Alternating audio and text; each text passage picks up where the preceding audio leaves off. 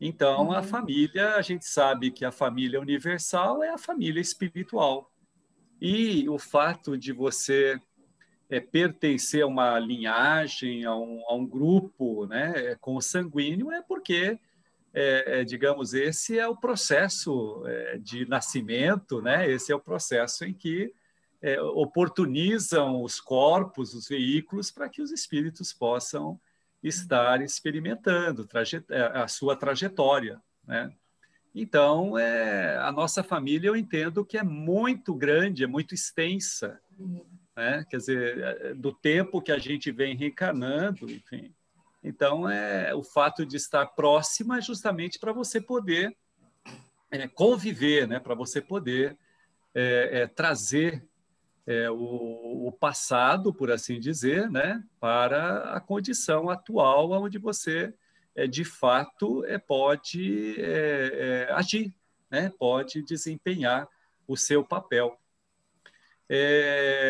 O Carlos ele foi abrangente na questão do preconceito. Então, hoje nós estamos comemorando a consciência negra e eu senti uma pontinha assim de desapontamento da Marina, justamente porque a gente ainda no século XXI nós precisamos ainda, né, instituir datas para a gente poder se lembrar que, digamos, consideramos o diferente ainda inferior, né? Essa é a principal questão do preconceito, é se achar superior. Por exemplo, eu ainda tenho muito disso, porque o Carlos não citou ainda, mas corintiano, gente, corintiano Uma raça privilegiada. não tem como a gente. Já é o pessoal, uma estirpe, né? Um pouco mais. É uma Eu raça não gosto pura. muito É de uma raça pura. flamenguista. Eu não gosto Então, de flamenguista. conviver com o diferente é o grande segredo, né? Assim, digamos, é a grande experiência, né? Da gente poder vivenciar culturas, né? Culturas diferentes, crenças diferentes, como foi colocado. O Beto já postou aí no chat, né, que quando é que a gente vai ter um dia da consciência humana? Então, eu penso que esse é o caminho, né? É ter uma consciência de que a gente caminha para não ter mais necessidade de comemorações, porque parece que é só nesse dia, né? Como a honestidade, quer dizer, dá a impressão, quando você encontra um ato ético, nobre, de demonstração de honestidade, você festeja.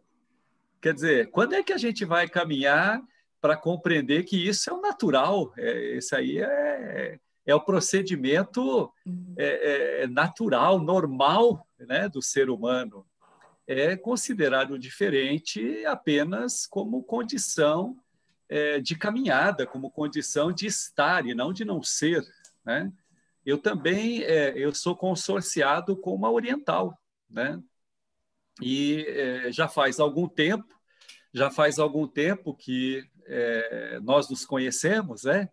Então, houve um tempo que os olhares eram muito mais pronunciados, né? Quer dizer, para observar o diferente, quer dizer, era notório, quer dizer, a gente tinha o tempo todo, era observado, pelo simples fato de haver essa miscigenação.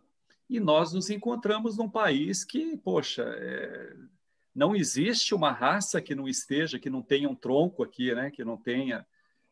E também, se a gente for considerar os nossos antepassados, as primeiras raças que reencarnaram aqui, poxa, todos nós temos sangue africano, todos nós temos sangue aí ariano, enfim. Digamos, as diferenças elas são só na forma, só na aparência, né? Enfim, a tal da alteridade, né, tão decantada, eu penso que a gente precisa trazer para a prática, né?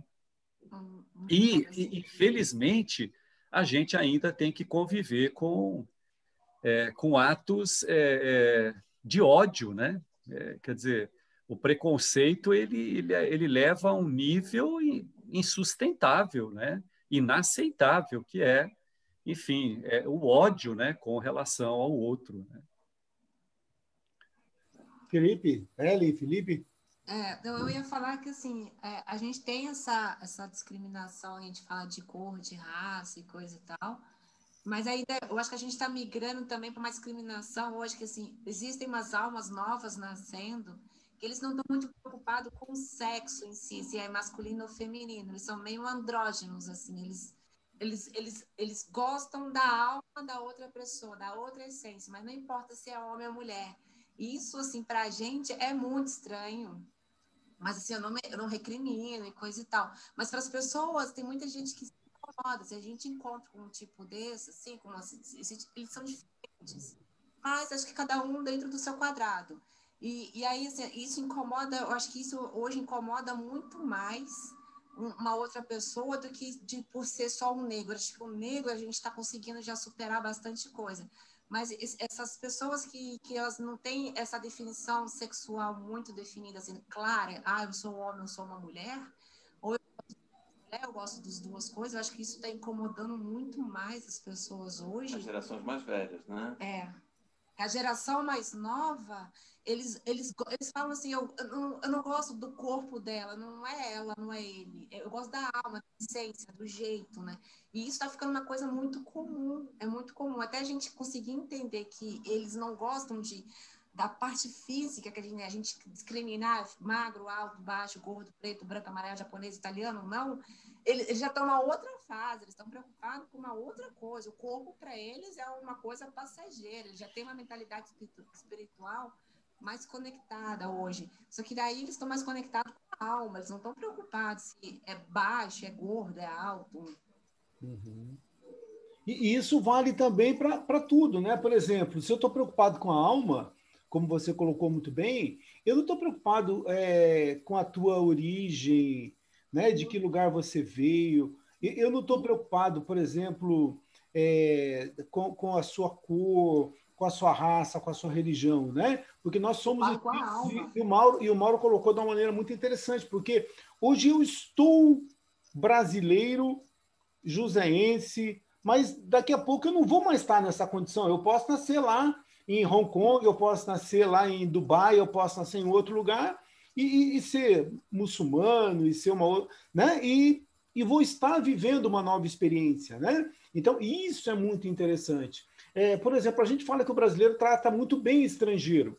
E realmente eu concordo, principalmente quando é estrangeiro do primeiro mundo, quando é estrangeiro dos Estados Unidos, da Europa. Mas eu não vejo esse tratamento para o boliviano, para o paraguaio, para o haitiano, para o venezuelano, entendeu? Então, na verdade, a gente trata bem, muitas vezes, isso é do ser humano, não é do brasileiro, tá? A gente reclama, às vezes, que é discriminado na Europa ou nos Estados Unidos, mas quando a gente vem aqui, a gente faz a mesma coisa com aquele que vem de um país mais pobre.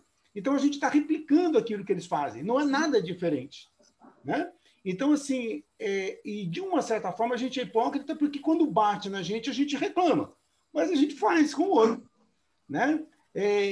O preconceito racial, por exemplo, eu vejo assim, o negro, ele saiu, quando eu vou apostar uma corrida com o negro, eu saio na frente, né? Eu saio alguns metros na frente dele, porque como ele vem de famílias que tiveram problemas muito grandes com a pobreza, com o preconceito, então vem infiltrado na mente dele essa ideia da inferioridade. Então, até ele conseguir reverter esse quadro é muito diferente, né? Isso é muito diferente. Então, por isso que hoje existe esse Dia da Consciência Negra, porque eles sofrem algo que está intrínseco na sociedade, não só do Brasil, isso no mundo inteiro. Né? É claro que, às vezes, qualquer coisa a gente quer justificar com racismo. Eu até concordo que muitas coisas não.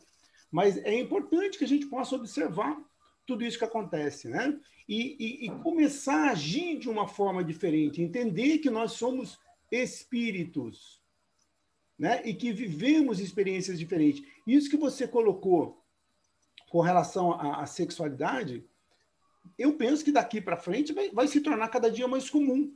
Se a gente for pegar, por exemplo, a homossexualidade, ele começa lá com os soldados romanos, né?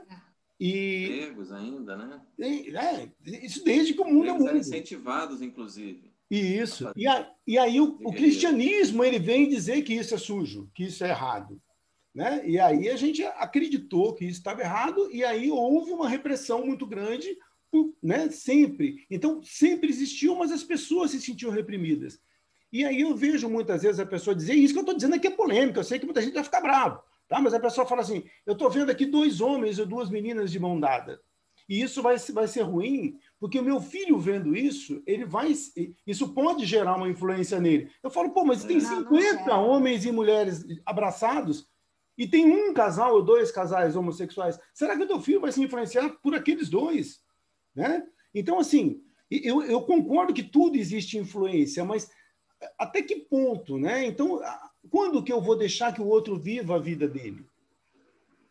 Né? Quando que eu vou entender que pele é algo que não tem nenhum sentido? Na essência, por exemplo, a Marina que vem lá, né, que tem uma descendência oriental, a Cida do Mauro, que tem uma descendência oriental, nós aqui que somos, né, nascidos no Brasil, mas todo mundo aqui tem um pé lá fora, né? Ou descendência portuguesa, ou espanhola. Nós temos, né? Então, assim, o que diferencia um do outro, né? Então, à medida que a gente passar a entender melhor, eu falo assim, não, eu sou aqui de São José e eu não quero que venha pessoas de fora. Eu tenho um preconceito contra o cara que vem de outro estado. Pô, será? Mas a cidade não é minha, pô. Eu só nasci aqui, porque minha mãe veio para cá um pouco antes de eu nascer. Eu só nasci. Eu poderia ter nascido em qualquer outro lugar. Então, isso não me transforma em dono do pedaço, né? Então, são ideias que a gente tem aí infiltradas na nossa cabeça, que é o momento da gente começar, né, a tirar tudo isso aí. Fala, Felipe, eu acho que você não falou ainda. Então... Não. E eu estou pensando nessa questão do preconceito. É sempre uma visão muito curta, né, que a gente tem. E quando a gente, nessa forma de pensar espírita, a gente sempre amplia os nossos horizontes para, em vez de uma encarnação, para centenas de encarnações, né?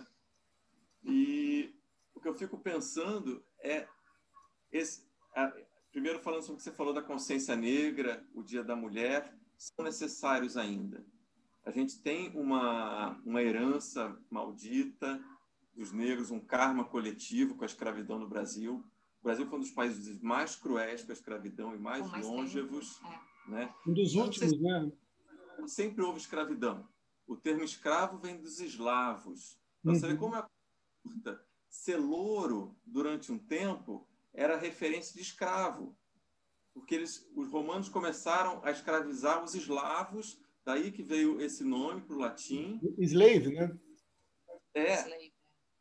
Na época de Jesus, você ter cabelos louros, ter olho claro, ele tinha preconceito também. Os galileus que tinham isso eram misturados com os gregos. Os judeus não aceitavam isso também. Era como se fosse um mulato para eles, falando de parte de preconceito para eles.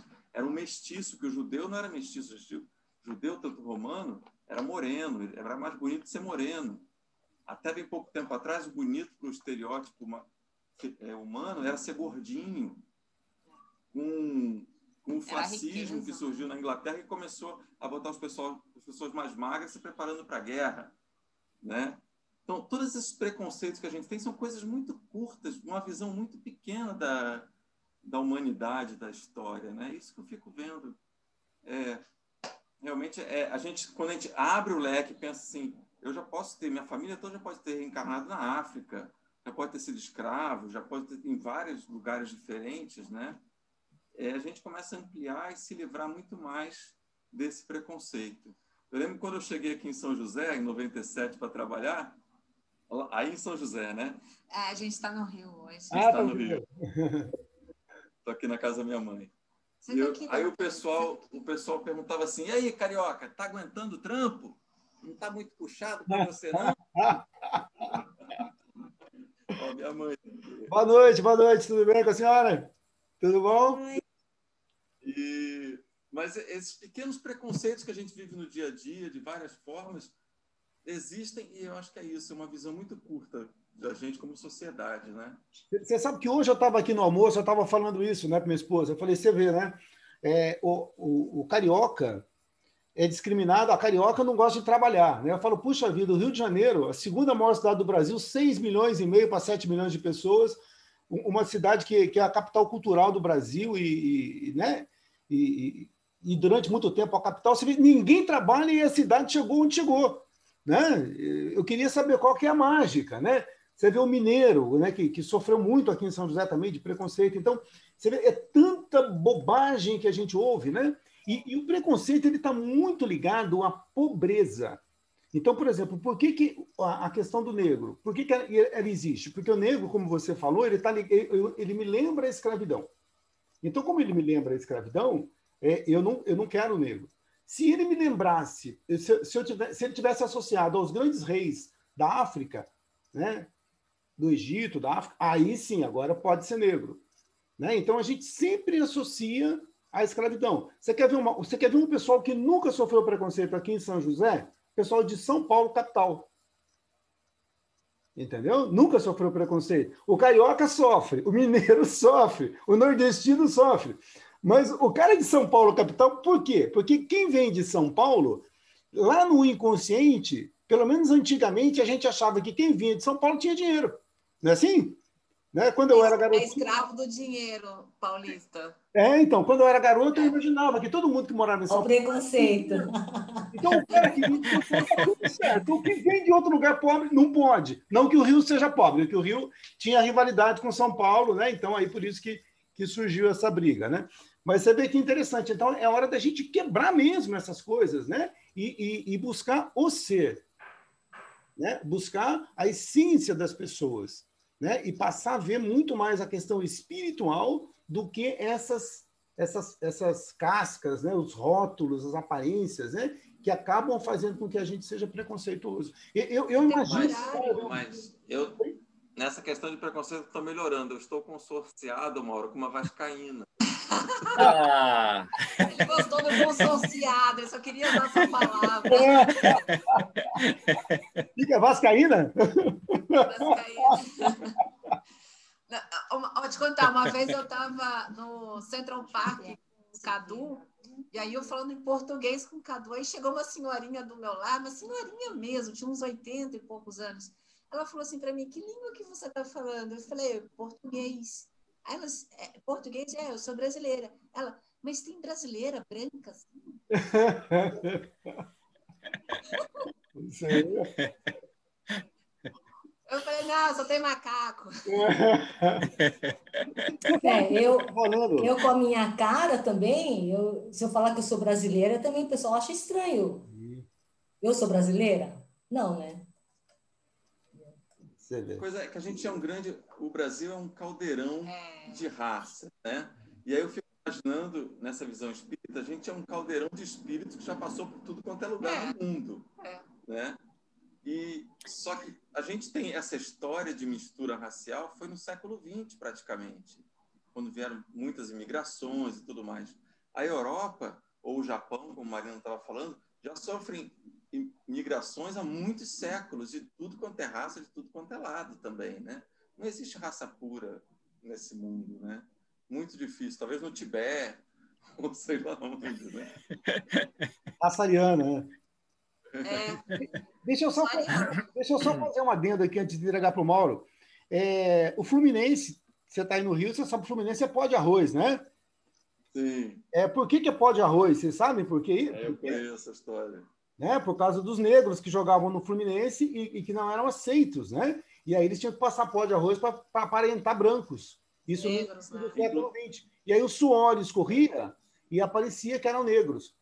Né? O Brasil, por exemplo, foi fazer um jogo com a Argentina em 1920 e os argentinos, no jornal argentino, eles falavam que o brasileiro era um povo muito estranho, que ele pegava negros e vestia os negros como brancos e que queria colocá-los como, compará-los a esses cidadãos da América, né? No caso da Argentina, da América, que sempre foi um povo tradicional e digno.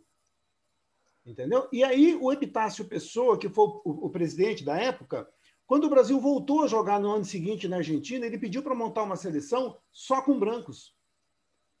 Entendeu? Porque ele não gostou dos comentários. E quando o Brasil chegou, nesse ano anterior, que eles fizeram esses comentários, eles disseram assim, os macaquinhos estão chegando. Tanto que até hoje os argentinos chamam os brasileiros de macaquito. Para finalizar, a Ponte Preta de Campinas, qual que é o mascote da Ponte Preta? É a macaca. Né? A macaca de Campinas. Por quê? Porque ela foi o primeiro time a admitir jogadores negros. E quando a Ponte Preta ia jogar contra outros times do interior, eles diziam, lá vem chegando os macacos. Entendeu? E aí ela adotou o mascote de macaca. Eu espero que aqui em São José ela não tenha sofrido isso, se é que veio jogar alguma vez contra o São José nessa época, né? Mas para a gente ver como que as coisas aconteceram, né? As coisas foram evoluindo no Brasil. Né? O Flamengo foi uma dissidência do Fluminense, daqueles sócios que queriam que jogassem negros, então os negros saíram dali do Fluminense, que não podiam jogar, e fundaram o time do Flamengo. Que é o do Urubu. Urubu. É verdade. É verdade. Pior que é verdade. Então. E era totalmente normal. Se você lê Monteiro Lobato, hoje em dia Monteiro Lobato foi proibido, eu acho, uns anos atrás, de ser lido na escola por causa disso. Porque era normal se colocar numa posição inferior, né? O negro. Pois é. Mas estamos evoluindo. Sempre evoluindo. Né? Tomara. O próprio Kardec, ele admitiu que considerava o negro uma raça inferior. Quer dizer, porque isso é do tempo, é da cultura, né? Enfim. Obras póstumas. Isso, né? Então, a gente vai... a história, ela é pendular, a gente sempre vai estar convivendo, né, com esse movimento. E nos parece que, no estágio que nós nos encontramos, é muito difícil para a gente discernir e, digamos, manter o pêndulo um tanto perpendicular, né? Quer dizer, ele vai estar sempre indo para os extremos, né? A gente observa, por exemplo, com o feminismo, né? Com o movimento feminista. Então, a gente vem de um machismo atávico e, certamente, a gente acaba indo para o outro extremo para depois a gente ver isso equilibrar-se, né? O Carlos estava discorrendo aí sobre a história do futebol, né, das equipes. E, Carlos, o tricolor paulista, por que é Bambi? Poxa vida. Olha o preconceito, tá vendo? Nesse horário não é possível. Só tem adulto. Para esse horário, a gente não pode entrar nessa discussão, né? Tá bom, gente. Eu gostei, viu? Foi muito... pois não, Marina? Voltando para a sexualidade... Você não vai falar do tricolor paulista, não, né, Marina? Não, futebol eu não me meto. Não me meto. Detesto. Não quero nem saber. Futebol, partido, política, não quero nem saber. Mas somos espíritas, a gente entende, né? A gente respeita. Estava lendo também que o espírito, a alma, ela não tem sexo. Algum livro que então, o espírito não tem sexo, né? Então, mas a formação da matéria, né, do corpo físico é que vai definir, né? Então, assim, o que eu estou entendendo agora, sempre teve, né? Desde quando teve a formação do corpo físico, teve geração, sempre teve.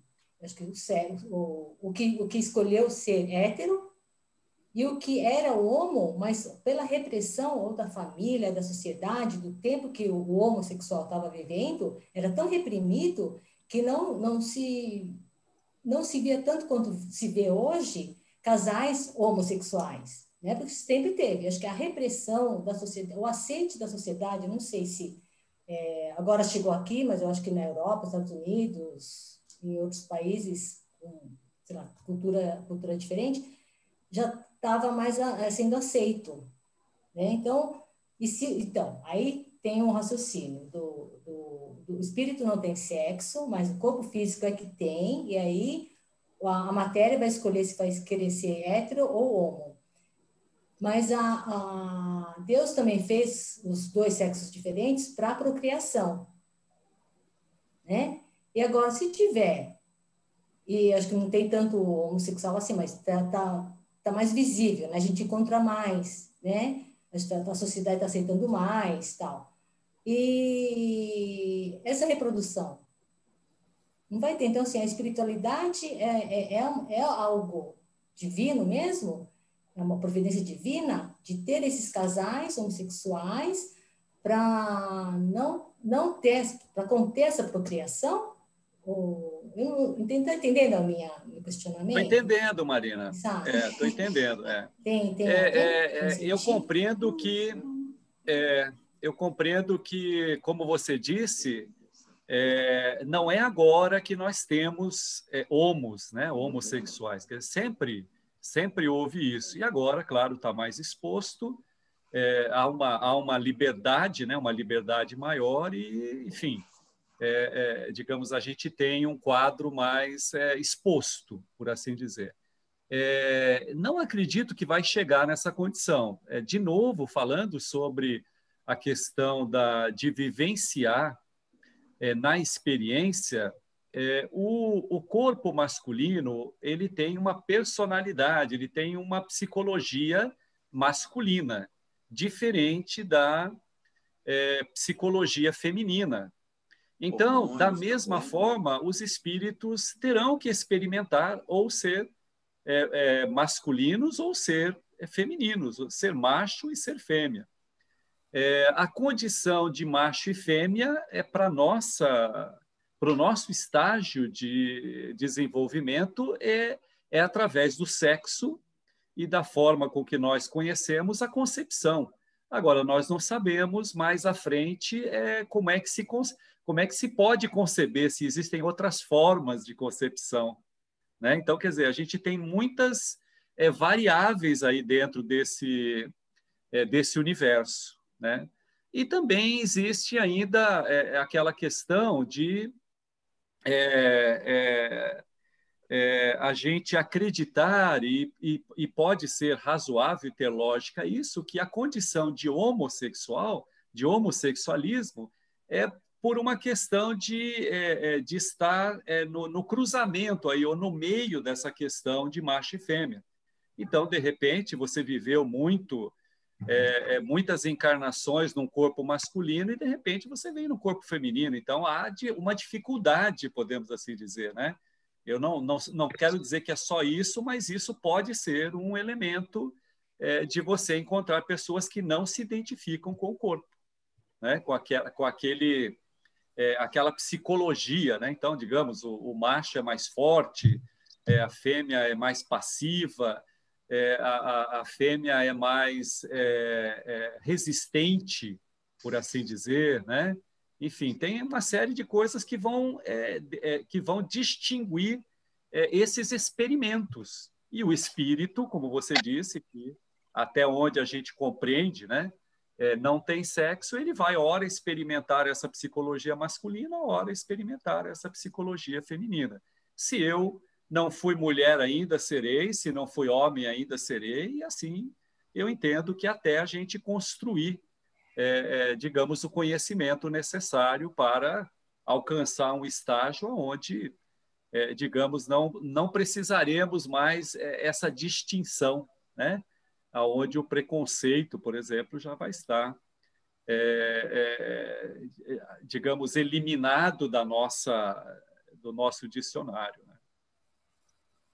Eu gostei eu gostei aí do experimento, gostei da sugestão do Carlos, né? Eu penso que os temas eles são colocados aqui alinhados com os assuntos que nós desenvolvemos, mas também porque precisa um incentivo para a discussão, né? Para, digamos, essa interação.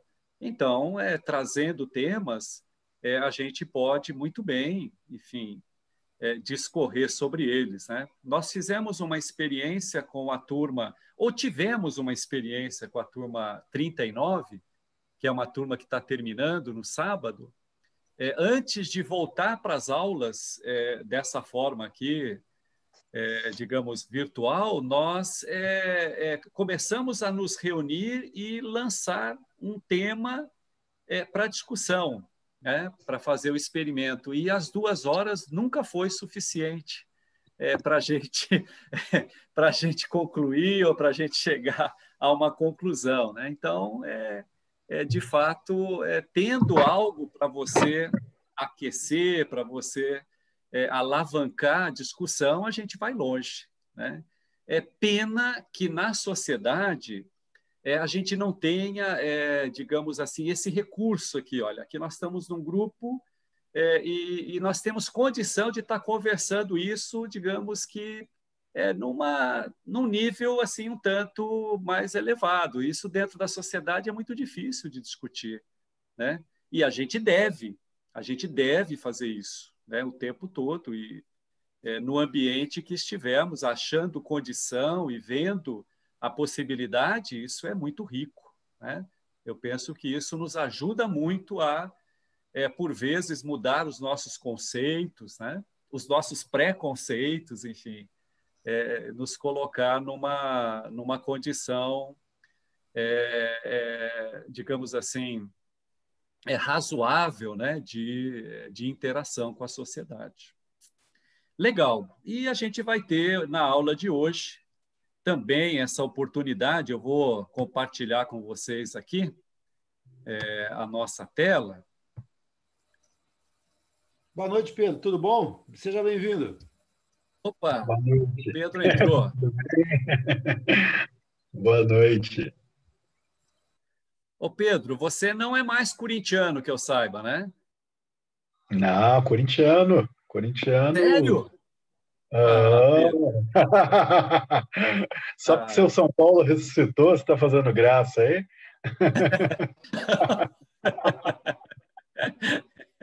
Não, Pedro. É que nós estamos tratando aqui da questão de ser e estar, né? Então, eu tenho esperança que o Carlos é só nessa encarnação que ele esteja corintiano, né? Vocês já estão vendo a apresentação? Já sim, Mauro. Só coloca no modo de apresentação. Se você achar que não atrapalha, põe no modo de apresentação. Mas a gente já está vendo. Eu já estou tentando aqui. Ele está um pouquinho lento hoje, mas ele... Aí. E vocês? Apareceu, desapareceu? Eu não estou vendo vocês. É só pegar na janelinha aí que você vai dar uma olhadinha na janelinha. Conseguiu pegar ou não? Eu fiz bobagem aqui, peraí.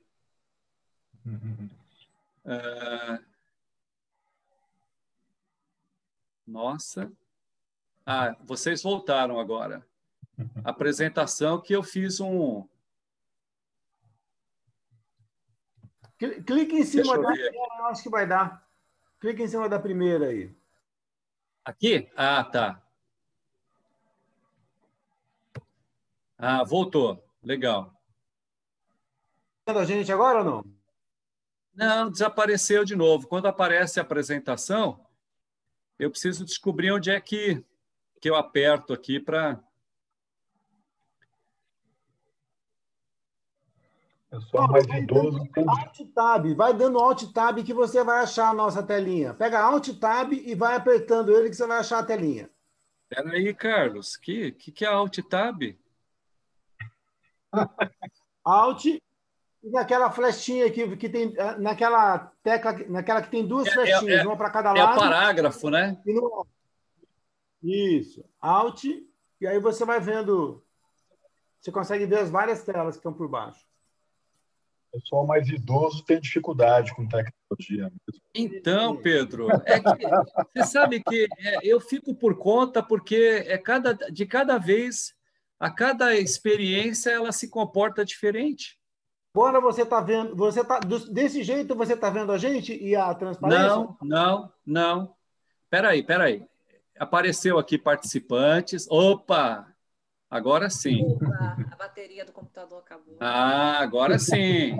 Desculpa. Tá vendo? Quando eu coloco em modo de apresentação, vocês desaparecem, é isso. Posso só falar uma coisa?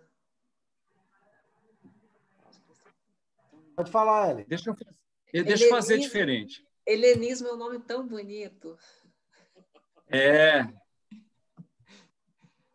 Vamos lá, gente. A gente vai andando aqui, enfim, e senão o tempo vai passando, enfim.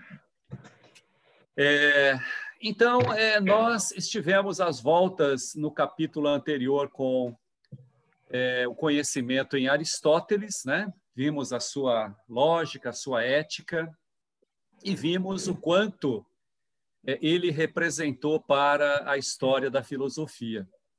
E como aqueles que o antecederam, seus mestres, enfim.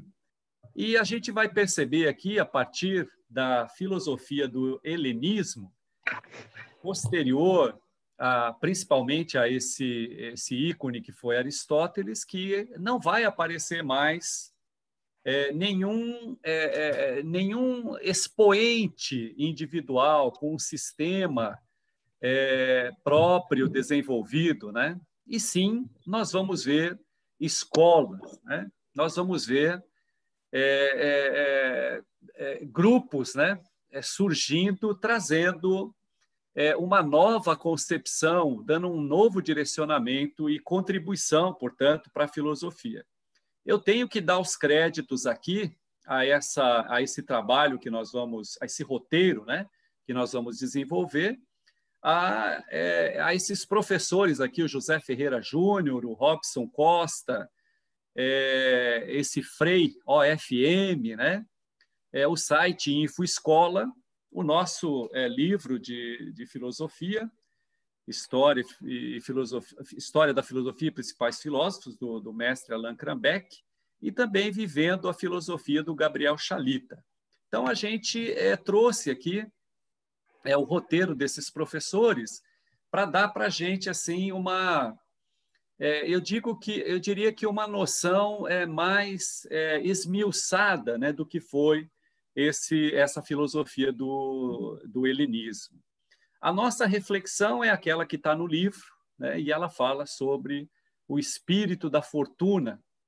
Bastante interessante, vocês vão ver que está muito alinhado com o que nós vamos estudar aqui. Duas pessoas recebem inesperadamente uma grande fortuna. Uma logo faz planos sobre como aproveitar essa soma para melhorar a sorte dos seus semelhantes, enquanto a outra se põe a especular e calcular sobre como aumentar e intensificar seu próprio conforto e luxo pessoal. De onde a diferença? É o dinheiro? Certo que não, que este é o mesmo nos dois casos, ele é neutro nessa questão. A diferença de reação vem da atmosfera peculiar, ou seja, da atitude característica que existe nessas duas pessoas, anterior ao evento. Essa atitude não é criada pelo dinheiro, mas pré-existe ao advento. O dinheiro não foi senão um agente revelador de um estado de alma oculta nesses dois homens, nesses dois seres, estado de altruísmo ou estado de egoísmo, ambos latentes e agora tornados manifestos nos dois felizados. Felizados?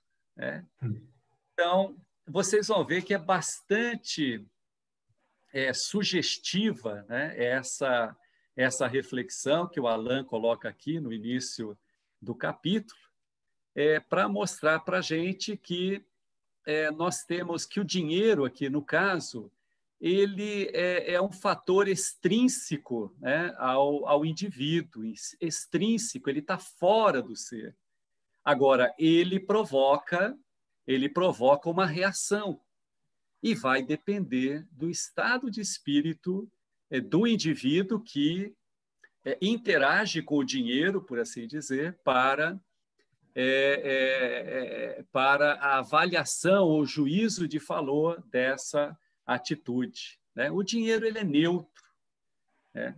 Agora, alguém vai enxergar uma possibilidade aí de fazer o bem, de auxiliar o próximo, e alguém vai encontrar aí um grande subsídio, né? Uma grande oportunidade de fazer fortuna. Então, vejam que interessante, né? O espírito, na verdade, da fortuna é regulado pelo sentimento intrínseco, né, do indivíduo que observa. E a gente vai falar muito disso aqui. Vamos aqui conversar um pouquinho sobre o contexto, né? Sobre as circunstâncias da onde surgiram, né, essas escolas. Nós vamos ver aqui elas de forma separada, então vamos estudar separadamente o estoicismo, o epicurismo, o cinismo, o hedonismo, o ceticismo e o ecletismo, né? E nós vamos observar que elas vão resgatar bases anteriores, sistemas principalmente desenvolvidos por Sócrates, por Platão e por Aristóteles, né? Muitas delas vão estar, a maioria delas, eu entendo, estão alinhadas aí com essa dicotomia aí, né? Socrática aristotélica, né? Socrática platônica com o Aristóteles, né? Desse conjunto de conhecimentos, de estudos, né, que vão surgir essas escolas. A gente vai se deparar aí com o Sócrates propondo a busca da felicidade através da virtude. Então, a virtude é o único caminho, é a única via para a felicidade, enquanto que os sofistas, né, que surgiram, que contracenaram com Sócrates e formaram uma outra escola, inclusive discípulos seus, nesse contexto, vão entender que a felicidade é precisa, mas é o prazer, né, que vai proporcionar a felicidade. E essas escolas vão estar se alinhando a esse conceito, né, de fugir da dor e buscar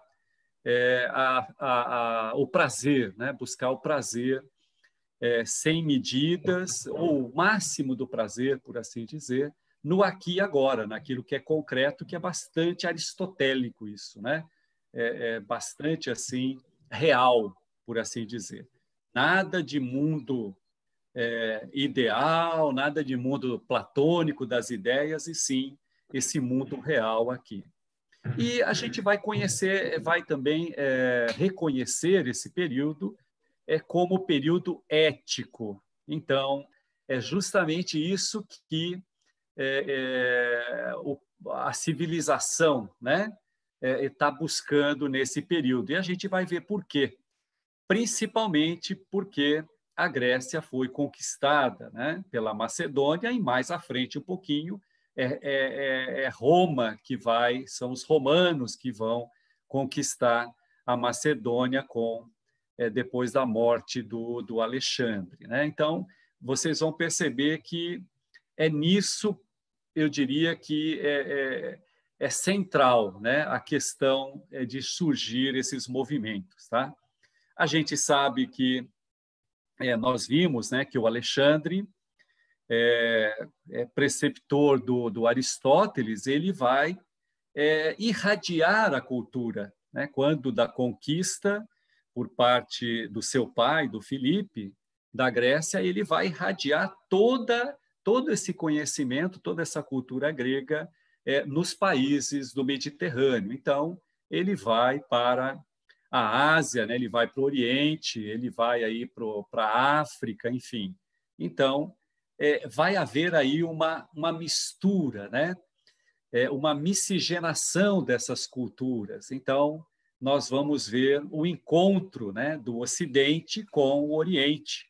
E isso vai ser fruto, essas filosofias, essas escolas, são fruto justamente dessa mistura, né? Alimentado por quê? Alimentado pela depressão, né? Quer dizer, alimentado pelo fato de ter perdido a hegemonia, quer dizer, perdido o domínio, né? O domínio para outros impérios. Então, isso vai ocorrer não só na questão política, mas principalmente na filosofia, né?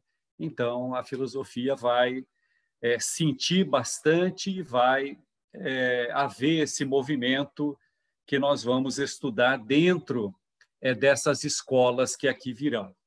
Então, nós vamos ver consequências na esfera intelectual, né? Quer dizer, nesse saber filosófico. Então, sempre ter em mente que nós estamos aqui às voltas com fracasso, nós estamos aqui às voltas com subjugação, estamos vendo ruir o nosso império, né? O nosso saber, ele está indo por água abaixo, as nossas práticas, né?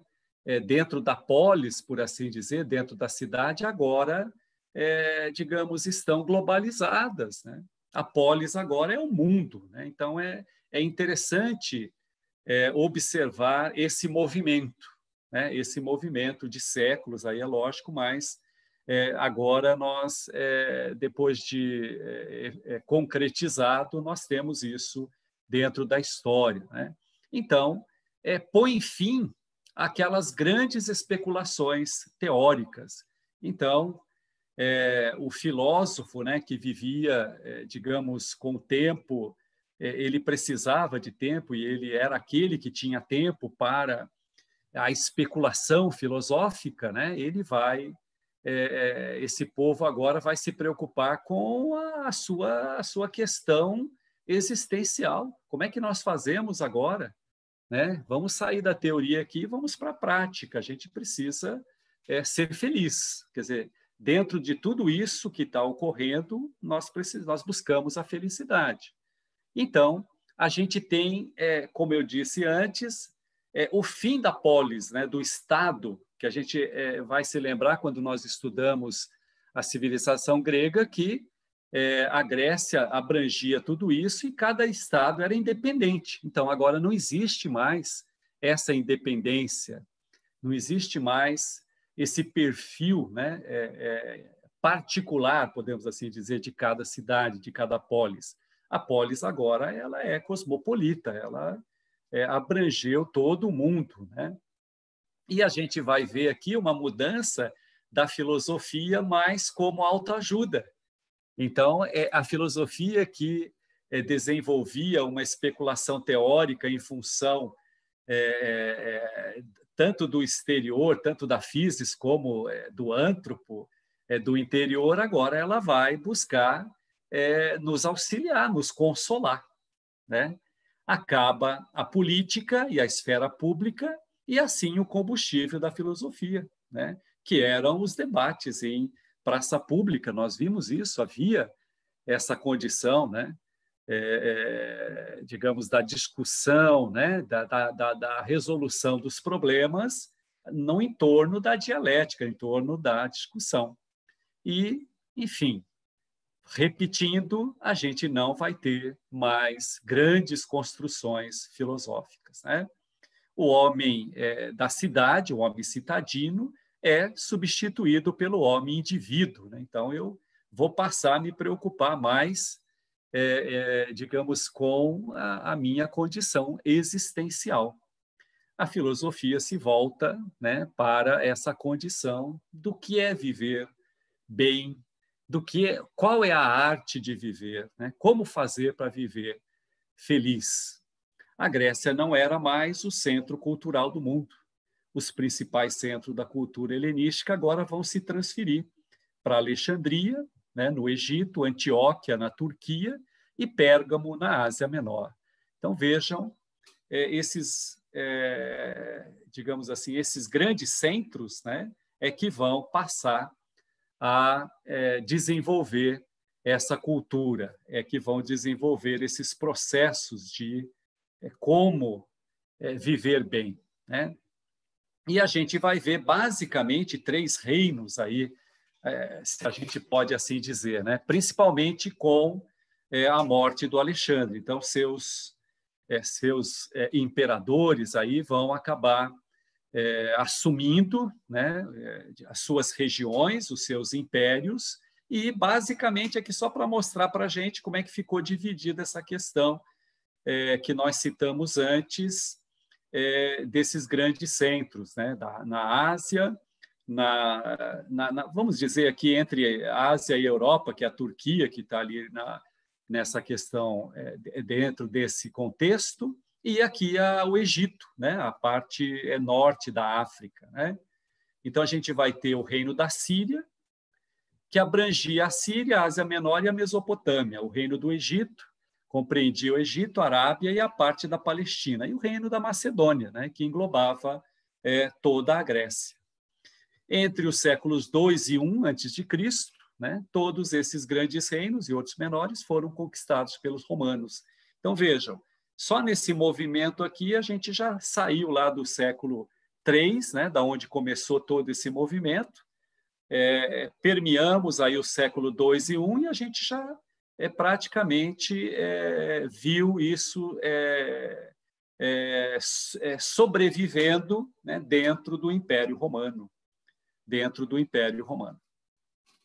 E quais as contribuições? Como é que a gente vai observar essa mudança? A gente trouxe aqui dentro da arte e dentro da ciência, né, para mostrar como as coisas foram se modificando. Por exemplo, né, na arte, né, qual era a característica da arte grega? Era o equilíbrio, né, a leveza, tá? O humanismo.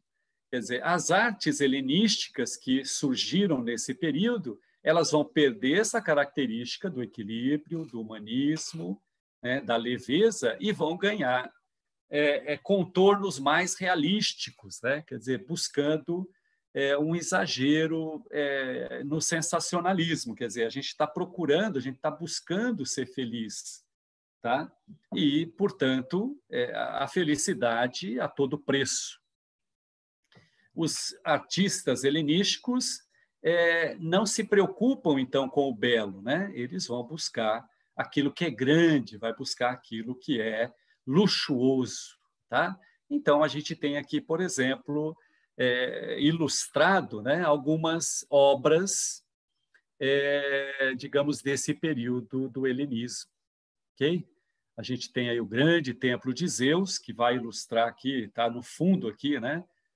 Na tela de fundo de toda essa apresentação. A gente tem a Vênus de Milo aqui ela está em Paris, né?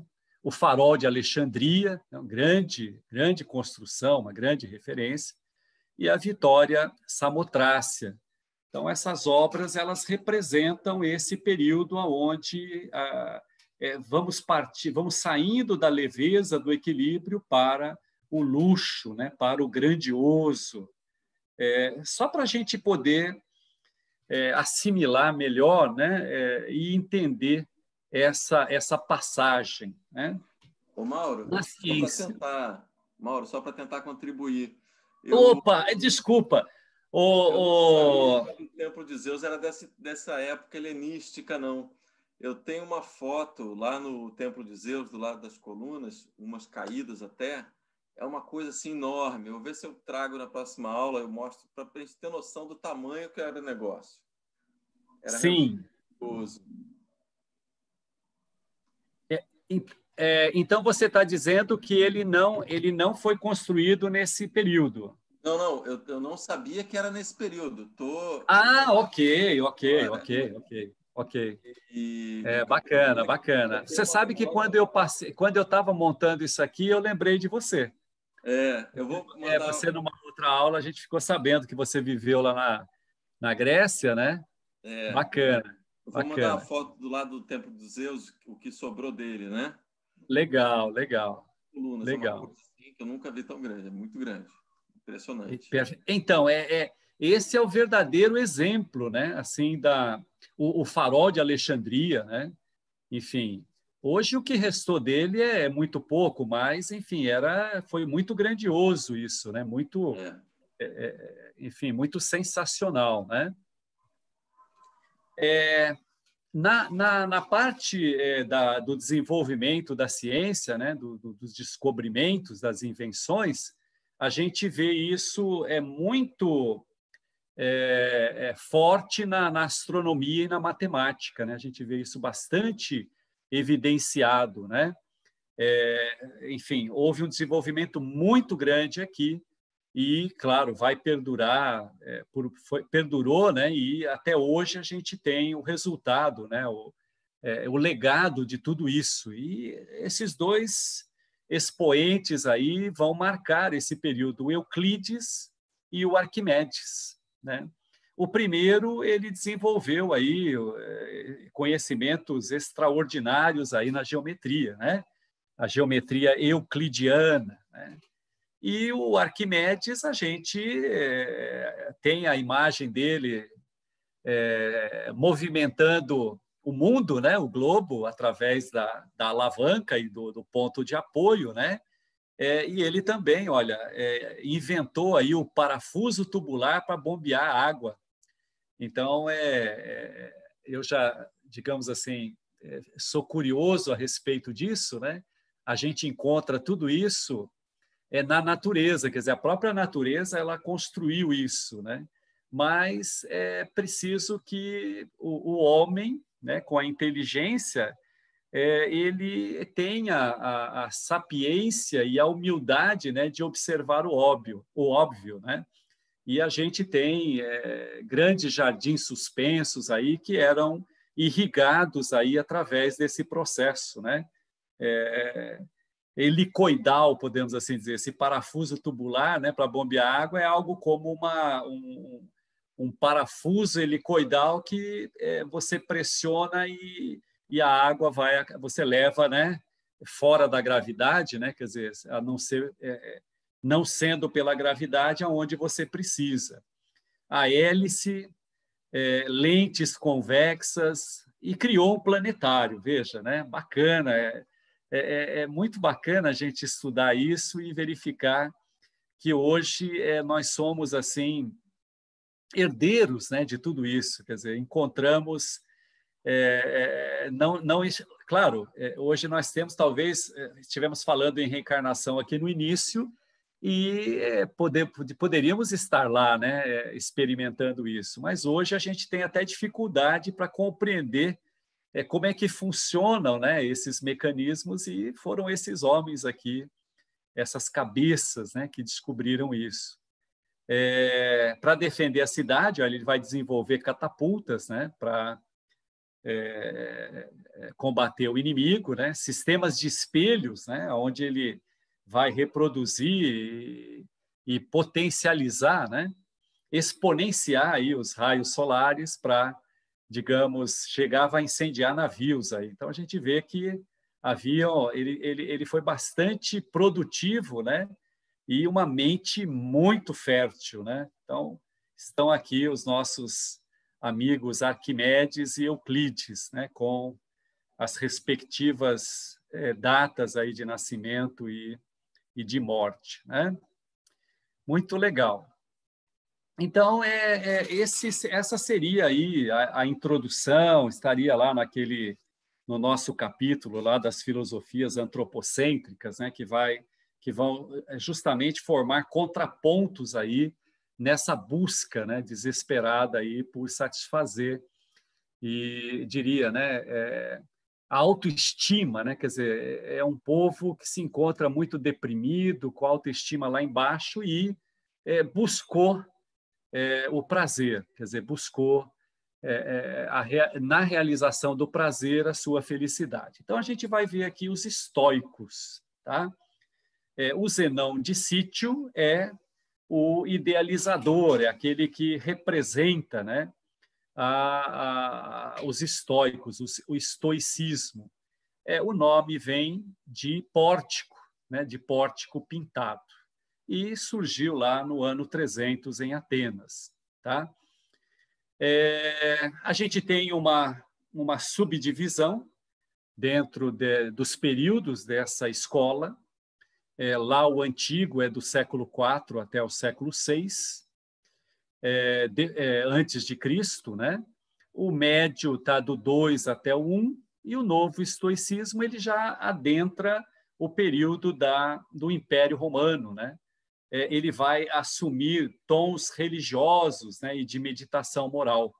Possui ética, possui lógica e possui uma física, né? Então, veja, eles criaram até uma figura para ilustrar, que é uma árvore, né? A lógica são suas raízes, né? O tronco a física e o fruto seriam, né, a ética, aquilo que você obtém através da lógica e da física, ok? E a gente vai ver aqui o que Zenon e os iniciados nessa escola entendiam sobre a lógica, né? O que seria a lógica do estoicismo, a física e a ética, tá? Então, veja, com relação à lógica, é a base do conhecimento, quer dizer, que eu estou tratando, e é a sensação, aquilo que de fato me afeta, aquilo que de fato afeta os sentidos. E aí a gente vai fazendo a ligação lá com a nossa reflexão do espírito da fortuna, né? A sensação, ela é uma impressão que é provocada pelos objetos extrínsecos, né, a observador. E essa impressão é que a alma vai receber. E as representações elas vão partir agora do íntimo desse ser. Quer dizer, de novo está aí o artista, né, o artista central de tudo isso. Então, é preciso um consentir, é preciso um aprovar, né, desse logos, dessa realidade. E isso está na nossa alma, né? O logos atua sobre nossas impressões. Temos, então, a representação compreensiva. E a gente vai observar isso, né, nesses princípios que o estoicismo coloca, que é o princípio da percepção e o princípio da harmonia cósmica, né? Então, vejam, exatamente aquela reflexão do espírito da fortuna que vai estar representado aqui na percepção e na necessidade de se agir, ou por que eu ajo daquela maneira. Então, a percepção é justamente esse movimento que o espírito faz, né, para interpretar, para compreender aquilo que vem de fora, né, aquilo que o objeto vai impressionar, né? Eu capto aquela impressão, tá? E em seguida eu vou ter uma reação. A gente se lembra lá do dinheiro, né? Quer dizer, dos dois indivíduos que, na observação do dinheiro, vão ter uma reação distinta. Tá? Cada um vai reagir da sua forma. Quer dizer, cada um vai ter uma impressão e vai emitir um juízo e uma compreensão daquilo que representa para ele, né? E a harmonia cósmica é o entendimento que existe uma certa conspiração no universo. O cosmos ele conspira a favor, né, a favor daquilo que é bom, daquilo que é agradável, né? Então, nós temos, inclusive, aqui no nosso livro, né, do guia, que o cosmos ele é positivo, né? Se eu tenho treva, não é que ela exista, ela é a ausência da luz, né? Se existe a enfermidade, então é porque, na verdade, eu estou sem saúde. A enfermidade, ela não é um ser, ela não existe por si, ela só existe porque eu estou sem a saúde, né? E a morte nada mais é do que a ausência da vida, né? Então, para o estoicismo, era importante a gente ter essa noção desses princípios para que a gente pudesse, de fato, optar, né, por aquilo que é agradável, por aquilo que me traz satisfação, por aquilo que me traz prazer. Na sequência, a gente vai juntando isso, quer dizer, houve aqui apenas um desmembramento daqueles princípios que são colocados aí. Então, o estoicismo trataria de uma física, né, que se baseia em 3 pontos. E que pontos são esses? Que o ser é o que tem a capacidade de agir e sofrer. Quer dizer, nesses termos, o ser é o corpo, quer dizer, ele é que decide, ele é que toma essa decisão, a decisão é com ele, né? Ser e corpo são idênticos, portanto, temos um materialismo monista, né? Quer dizer, então a gente tem aqui uma compreensão diferente da platônica. Por isso que o estoicismo, como as outras escolas, é nisso que eles diferem, digamos, da filosofia socrática platônica, porque é o aqui e agora, é aquilo que é concreto. A gente viu que, em Aristóteles, corpo e ser, ele está presente na realidade, ele está presente no objeto, no indivíduo, não está separado, né? São idênticos. Apenas a gente faz a diferenciação entre forma, né, e essência, tá? Que a gente pode transportar, inclusive, para aquela questão do ato e da potência, né? Deus penetra toda a realidade. Deus é inteligência, mas também é natureza. Trata-se de um Deus physis e logos, quer dizer, natureza e razão. Deus, ora é sopro, ora é fogo, e nisso consiste toda a matéria. Em suma, Deus está em tudo, assim não há o dualismo metafísico de Platão, para concluir aqui, né? Então, a gente nota que aqui, nessas escolas, eu tenho ingredientes de tudo que foi estudado até aqui. Quando nós vimos os pré-socráticos, nós vimos todos esses elementos aí presentes. E agora, essas escolas, elas vão trazer para a realidade presente, para o aqui e agora. É isso que está se vivendo. Então, é nesse sentido que estão aqui trabalhando essas escolas no encontro da felicidade. E com relação aonde deságua tudo isso, né, que é a busca dessa felicidade, desse prazer no viver, a gente vai ver dentro da ética. Consiste que nessa busca da felicidade a gente alcança vivendo segundo a natureza. E, enfim, a natureza oferece esses princípios aqui. Conservar-se a si mesmo. Então, notem como a gente veio aqui para o individual, né? Para o indivíduo. Apropriar-se do próprio ser e de tudo que é necessário para a sua conservação. Conciliar-se consigo mesmo. Saber o que você é, possuir autocrítica, conciliar-se com as coisas que são conforme sua essência. São esses princípios que nos trazem a noção do bem segundo a ética estoica. Como o homem é um ser racional, o bem é o que conserva e incrementa a razão. O mal é o que danifica a razão, né? Então, a gente vê aqui, digamos assim, que está centrado na existência, mas uma existência calcada no equilíbrio, calcada naquilo que me traz satisfação, me traz felicidade. E, completando um pouquinho aqui na questão da ética, isso aqui vai ajudar bastante. O que seria a sabedoria, né? Estoica? A sabedoria e a virtude tornam o homem livre e feliz. Sabedoria e virtude significam erradicar e eliminar todas as paixões, tornar-se sereno e indiferente aos sofrimentos impostos pelo destino. Trata-se da apatia estoica, né? Para ela, elimina-se toda a piedade, compaixão e misericórdia, pois esses são defeitos e vícios da alma.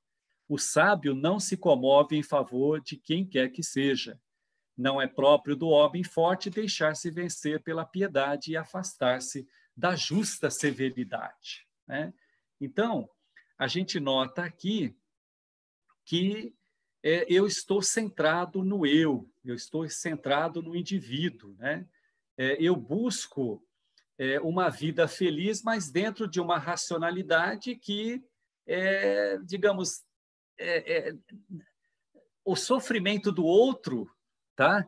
Ele não pode interferir, ele não pode e não deve, né? Não deve me atingir se eu for racional e tiver a virtude necessária, tiver a condição necessária de pautar por esses princípios. Quer dizer, não deixo a paixão, o sentimento me envolver. É viver dentro de uma certa apatia, né? Dentro de uma certa tranquilidade, enfim, não se importando com os acontecimentos.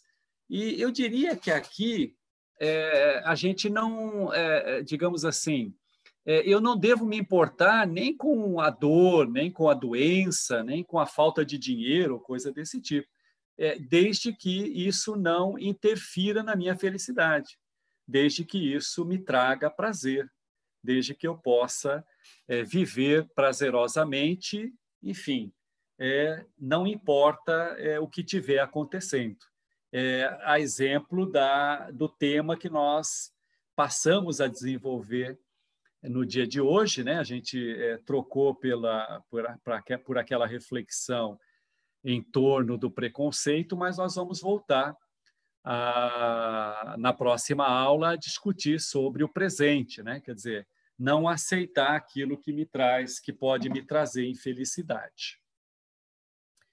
Tá indo bem, gente? Tá dando para absorver? Alguém que leu o capítulo antes, alguém que leu o nosso livro, pode nos ajudar aí com alguma ilustração? O Mauro, em cima dessa historinha da introdução, né?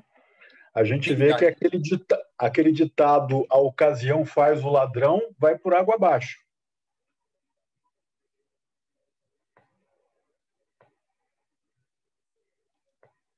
Dentro do estoicismo, digamos assim, né? Isso. Em que sentido, Pedro? O ditado ele sugere que se houver oportunidade eu vou praticar aquele delito. Só que aí a gente vê que vai depender da minha índole, formação, enfim. Não é bem assim, né? Perfeito. A ocasião seria a formação, digamos, a cultura. Posso colocar, por exemplo, nasci num local sem instrução, de delinquência, de corrupção, então vou ser corrupto, coisa desse tipo, né? Então, de fato, depende muito do indivíduo, de como o indivíduo foca isso, né? Mais ainda, dentro de uma oportunidade, aí dentro desse jargão do crime, no caso, né? Fazer o ladrão uma oportunidade, é claro que é o indivíduo que decide, né? Sim. Digamos, aquilo que está intrínseco no indivíduo, né? É verdade. Tudo aquilo que vem de fora vai impressionar. Então, eu vou encontrar aí uma carteira, né? Eu vou encontrar uma carteira recheada.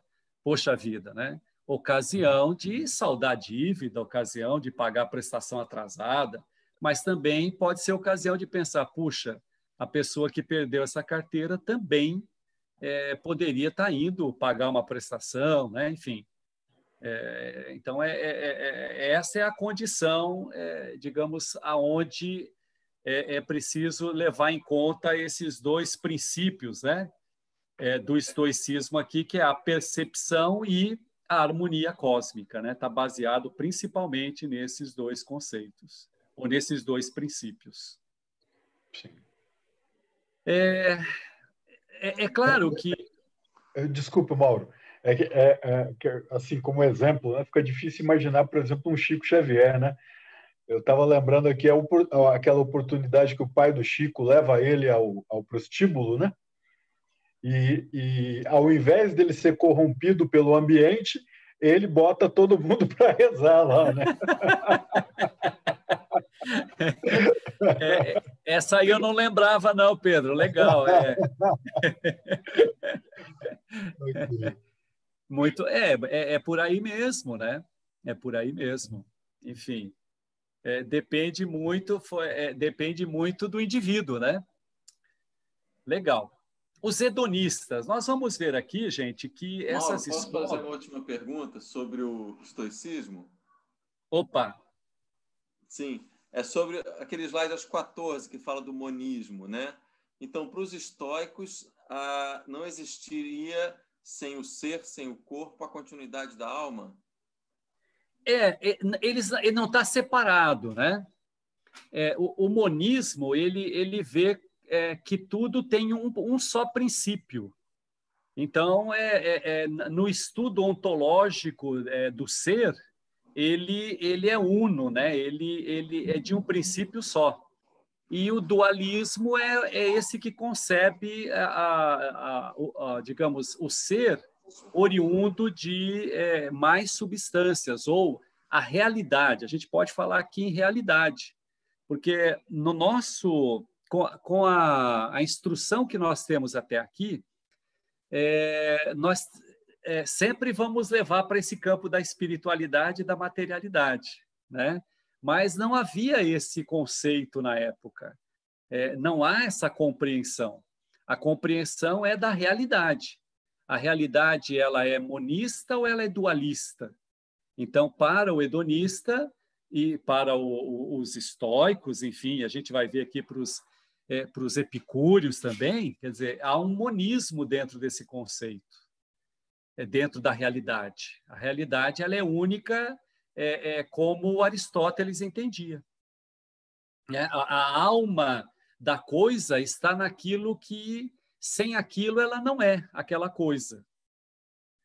Então, eu diria assim que uma árvore, né, sem o fruto, ela não deixa de ser árvore. Ela só vai deixar de ser árvore se ela não tiver raiz, por exemplo, né, se ela não tiver o tronco. Aí ela deixa de ser árvore. Então, o que é a alma da árvore para o estoico, né? No conceito aí aristotélico, digamos assim, é a árvore como um todo. Ela precisa ter tronco e raiz para ser uma árvore. O indivíduo precisa ser esse indivíduo que existe, né? Que tem essa condição de perceber e que ele tem razão, né? E ele vai sufocar, no caso, as paixões e agir pela razão. Aí sim ele vai ser feliz. Agora, não existe essa compreensão de alma imortal ou coisa desse tipo, nesse contexto. É viver aqui a realidade, aquilo que é concreto para mim. Mas eu entendi que os socráticos existiam essa coisa da alma imortal, esse conceito. Sim. Tá. Ela não existia como nós concebemos hoje, mas ela estava presente lá, o conceito de imortalidade, o conceito de perfeição, o conceito de criação não, mas o conceito de perfeição, de divindade, isso tudo estava presente na filosofia socrática. Ok? Vamos falar aqui dos hedonistas, tá? O que eu ia comentar é que a gente está estudando separadamente, mas você vai ver que todas elas traz algum elemento, né? Vai ter alguma semelhança aqui no pensar, né? Na forma de compreender a realidade. Então, esse nome hedonista, né? Os hedonistas, ele vem de Edonê, né? Que é uma daimon, né? Uma deusa da mitologia grega, e ela representa o prazer. Daí a gente tem, inclusive, o vocábulo hedonista hoje, ele é sinônimo de prazer, é sinônimo de prazeroso, né? Filho de Eros e Psique, Edonê era a representação encarnada de uma vida prazerosa. Defende a busca por prazer como finalidade da vida humana. Então, veja bem, isso vai ficando mais claro para a gente no entendimento do epicurismo. Quer dizer, esse prazer aqui como essa é a finalidade da vida, é o prazer. A gente está aqui para sentir prazer. Quem o criou foi o Aristipo de Cirene. Ele acreditava, assim como Aristóteles, haver uma finalidade para a vida humana. No entanto, Aristóteles colocou o alvo dessa finalidade na felicidade, enquanto Aristipo cultivava a ideia de finalidade no prazer. Então, a gente nunca pode confundir, digamos assim, o pensamento com aquilo que é o conceito. Então, enquanto o mestre Aristóteles, né, colocava que a finalidade da vida era a felicidade, e a gente viu lá que, para Aristóteles, a felicidade está na virtude, não é a mesma virtude de Platão, de Sócrates, mas é uma virtude de uma ética, de um caminho do meio. Para Aristipo, essa finalidade não é a felicidade da vida, é o prazer. É sentir prazer. Nós estamos aqui para sentir prazer. Ok? Então, assim, você vê que essas escolas, muitas delas, elas surgiram de outras. Quer dizer, a gente vai ver que umas inspiraram o surgimento de outros grupos de pensamento similar, mas que vão adotando formas diferentes de encontrar o prazer.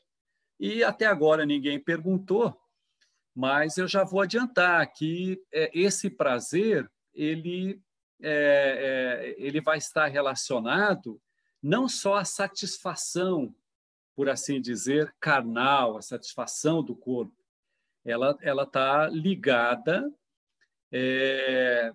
por exemplo, à amizade, né? Então, cultivar a amizade, ela traz prazer. Quer dizer, uma vida prazerosa, ela está envolta no cultivo da amizade, no cultivo das artes, no cultivo, enfim, da ciência, enfim. Não vamos pensar que é só na luxúria, por exemplo, né? A gente vai ver que os hedonistas, por exemplo, eles são um tanto extremistas nesse sentido do prazer, mas os estoicos e os epicúreos já nem tanto assim, não tanto ao extremo, né? O sentimento desse prazer. Vamos conhecer aqui os epicúreos.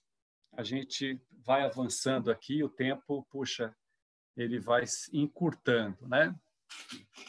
O Epicuro de Samos que é o idealizador, né, dessa filosofia. Era uma escola conhecida por seus lindos jardins, né, nos quais Epicuro ministrava suas aulas. Por isso ficou conhecida como filosofia do jardim. A gente vai encontrar também esse termo para denominar o epicurismo. O epicurismo se baseia em 5 pontos principais. A realidade é plenamente penetrável e compreensível pela inteligência do homem. Então, é possível a gente alcançar, vamos dizer assim, o que é real, né? É possível, eu diria que é possível alcançar a verdade. nas diversas situações, segundo, nas diversas situações, o homem pode construir sua felicidade. Então, diante diante dos atos da vida, diante da nossa existência, nós somos capazes e podemos construir, temos capacidade para isso. Terceiro, a felicidade significa a ausência de dores do corpo e perturbação na alma, né? Então, vejam, olha como vai fundo aqui o epicurismo, né? A felicidade, para ser alcançada, é preciso ausência de dor no corpo e perturbação na alma. Quarto, para atingir essa paz e felicidade, o homem só precisa de si mesmo. Quinto, a felicidade não depende da nobreza, da riqueza, dos deuses ou das conquistas exteriores, pois o homem só é feliz quando é autônomo e independente de condicionamentos exteriores, né? Então, vejam como o tema do presente ele está presente na filosofia do helenismo, nesse período chamado helenístico, do helenismo, está presente esse conceito de que aquilo que o outro quer me dar só vai conseguir se eu aceitar, né? No epicurismo, a lógica e a física eram rudimentares, mas ambas estavam subordinadas à ética da arte de viver. Então, a lógica, né, e a construção da física era na busca desse prazer, dessa condição de viver, que é a ética, o período ético, né? Então, o que é a lógica do epicurismo? A lógica, ela vai elaborar o caminho para a verdade. Nela, os sentimentos são mensageiros da verdade. Toda sensação é objetiva, é produzida por alguma coisa, sendo, portanto, verdadeira. A sensação colhe o ser essencial de modo infalível e não confunde a alma, como pensa Platão, né? Então, o Platão, a verdade não está no mundo sensível, está no mundo inteligível. Aqui é o contrário de Platão, eu consigo através da sensação. Sobre as ideias e as representações mentais, Epicuro afirma que elas são memória daquilo que vem do exterior. Isto é, a experiência deixa na mente uma impressão das sensações passadas, e essa impressão permite conhecer as coisas. É esta lógica que vai fundamentar a ética epicurista em termos opostos aos de Platão. Então, percebam aqui a construção dessa lógica focada no objetivo, quer dizer, que a sensação exterior, ela reproduz, sim, a realidade. Platão estava enganado, ok? E o Epicuro vai analisar 3 tipos de prazer, né, dentro do escopo da ética. Prazeres naturais e necessários, então, como é o caso de comer quando se tem fome, dormir quando se está cansado. Não inclui os prazeres do amor e do desejo, pois estes causam a perturbação da alma e não são nem naturais nem necessários. Então, para Epicuro, né, os prazeres do amor e do desejo, eles são desnecessários, né? Então, o segundo, prazeres naturais e não necessários. Então, como é o caso de comer bem e vestir-se com apuro, né? Então, prazeres naturais e não necessários. Prazeres não naturais e não necessários. São os prazeres vazios, baseados em opiniões falsas, dentre os quais o desejo de riqueza, poder e honras. Esses prazeres produzem a perturbação da alma e não aliviam a dor do corpo, né?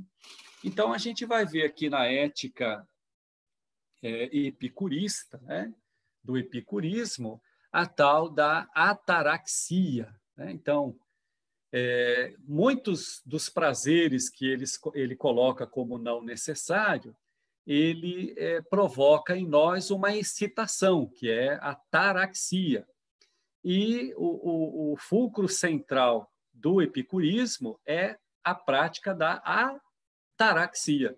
Quer dizer, é preciso estar relaxado, é preciso estar tranquilo, né, para não ser perturbado, porque o prazer, dentro dessa ótica de Epicuro, ele demanda satisfação do corpo, quer dizer, bem-estar do corpo e da alma, né? Quer dizer, você precisa estar de bem consigo mesmo.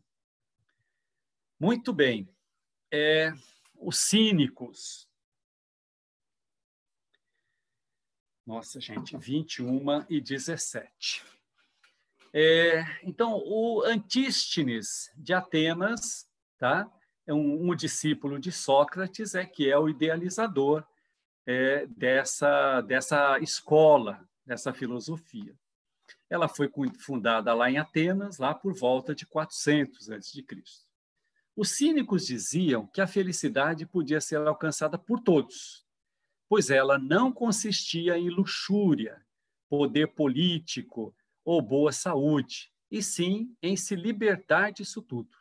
Achavam que as pessoas não deviam se preocupar com o sofrimento próprio ou alheio, nem com a morte. O principal representante dessa corrente filosófica foi um tal de Diógenes, né?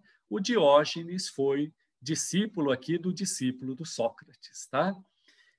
Então, o cinismo, né, ele vai levar a filosofia do Sócrates ao extremo, né? Quer dizer, a felicidade para Antístenes, enfim, ela não depende de nada do exterior, tá? Ela só depende mesmo de mim, né? Ela pode ser alcançada unicamente por um estado de espírito, né? Por um estado de consciência. O Diógenes, né? Ele é a representação dessa filosofia, desse pensar, porque ele vivia dessa forma que vocês estão vendo aqui. Disse, né, que ele vivia numa urna, ele vivia num barril, alguns dizem, né? Tudo indica que parece que era uma urna funerária, quer dizer, ele não se preocupava com a vestimenta, não, ele vivia como vocês vão aqui, como vocês vão ver mais à frente um pouquinho, como uma vida assim de cão. Essa era a vida que o Diógenes levava, tá? Essa frase que está aqui, entre aspas, sim, desejo que te afastes da frente do meu sol. É uma lenda, podemos assim dizer, a gente não tem certeza que seja assim, né? Mas ela ilustra uma ocasião em que o Alexandre, o Grande, ele chega para Diógenes e oferece para Diógenes aquilo que ele quisesse no reino. Olha, eu domino tudo isso aqui, eu tudo posso e você pode pedir o que você quiser que eu vou te dar, né? E aí o Diógenes, depois de tanta insistência do Alexandre, ele pede para que o Alexandre se afaste, porque estava impedindo, né, que o sol o aquecesse, né? Existe também uma ocasião em que parece que o Diógenes andava com uma lanterna, né, pelas ruas de Atenas, né, na Grécia, atrás de um homem honesto, né? Existe também uma lenda que conta que ele, certa vez, ele vivia com uma canequinha, né, assim, no cinto, porque ele usava para tomar água, para se alimentar. E aí ele viu um garoto, né, um menino fazendo assim com a mão um copinho, né, para tomar água no rio, aí ele jogou a caneca fora, né? Então, assim, ele vai levar, de fato, ao extremo essa condição, né? Proposta pelo Sócrates, quer dizer, a não necessidade de valores supérfluos, né? O próprio Sócrates conta-se que no mercado de Atenas ele ficava indignado como o ateniense precisava de tanta coisa para viver. Então, a gente vê aí que havia um certo equilíbrio, né, na vida do Sócrates, na existência do Sócrates, mas esse discípulo Antístenes, ele vai criar uma filosofia, uma escola que vai levar ao extremo, né, essa condição. Então, a gente disse aqui que o Diógenes levava uma vida de cão, porque o cinismo, né, ele vem de cão, o termo cínico vem de cão, que do grego é kion, né? A verdadeira felicidade não depende de fatores externos, como o luxo, o poder político e a boa saúde. Para eles, a verdadeira felicidade consistia em se libertar dessas coisas casuais e efêmeras. E justamente porque a felicidade não estava nessas coisas, ela podia ser alcançada por todos. E uma vez alcançada, não podia mais ser perdida, né? E a gente tem esse termo hoje distorcido, né? Hoje, essa palavra cínico, cinismo, né? Ela está se referindo ao aspecto de imprudência, né? De insensibilidade, né? Ao sentir do sofrer do outro. Então, é uma das palavras que, através do tempo, foi distorcida, né? Então, quando se diz cínico em filosofia, nós estamos se referindo a essa escola. O que é o ecletismo? Eu acho que eu antecipei aqui, sabe? Olha só, gente, eu fiz uma montagem aqui, né? E a gente acabou comendo aqui uma parte do epicurismo, ok? Eu vou voltar, então, um pouquinho, né, para falar daquilo que a gente resumiu em termos do que é a felicidade, do que é esse prazer voltado, inclusive, para a amizade, né? Então, a gente vai ver aqui amizade, política e morte segundo o epicurismo, tá? A amizade, para Epicuro, de todas as coisas que a sabedoria busca em vista de uma vida feliz, ao maior bem é a conquista da amizade. A amizade anda pela terra, anunciando a todos que devemos acordar para dar alegria uns aos outros. A riqueza, segundo a natureza, está inteira no pão, na água e no abrigo, qualquer para o corpo. A riqueza supérflua multiplica os desejos, portanto, perturba a alma, né? O maior dos prazeres é a amizade. Trata-se do laço verdadeiro entre os indivíduos. É ver um outro como eu. Então, isso aqui é só para reforçar, né? E é importante reforçar que esse prazer ele foi entendido das mais diversas maneiras, desde a sensação vulgar, né? Da sensação supérflua, de manter dos prazeres do corpo, podemos assim dizer, até esse entendimento da amizade como o prazer, né? Como está sentindo, levando uma vida prazerosa, né? Enquanto que a política é a busca do poder, da fama, da riqueza. Ela é enganosa miragem, não tão vazia quanto as coisas que busca. Nesse sentido, a vida pública não enriquece o homem, mas o dispensa e dissipa. A vida política não é natural, causa perturbação na alma e dores no corpo, comprometendo a felicidade. Os políticos que o digam, né? Retira-te para dentro de ti mesmo, porque a coroa da serenidade é superior à coroa dos grandes imperadores, né? Então, a gente vê uma grande sabedoria aqui, né? No epicurismo. Os 4 remédios para evitar o sofrimento, né? Primeiro, vazios são os temores com relação aos deuses e ao além. Então, veja, não devemos ter esse tipo de preocupação. Vamos pensar no aqui e agora. A morte não é nada e deve ser encarada sem pavor. O prazer bem entendido pode dar felicidade a todos. O mal dura pouco e é suportável, né? A morte, quando chega, nada sentimos, enquanto não chega, não é real. Ok? Por que se preocupar com ela? Portanto, é um mal para quem nutre falsas opiniões sobre ela. Então, aqui no epicurismo, né, fica bem clara esse entendimento, né, de viver aqui e agora, de buscar uma vida feliz aqui, dentro da realidade, onde eu estou vivendo. Tá? E nós vamos voltar lá para o ecletismo. Aquele ecletismo ele devia estar no último aqui, a gente se atrapalhou aqui. Ceticismo, né? Diante da impossibilidade de chegar à verdade, o sábio deve ser indiferente, pois não existe nada que seja digno de interesse ou temor. Sem opinião ou julgamento, pois qualquer que seja, não poderá ser tomada como necessariamente verdadeira. O ideal da vida cética busca, a exemplo, né, dos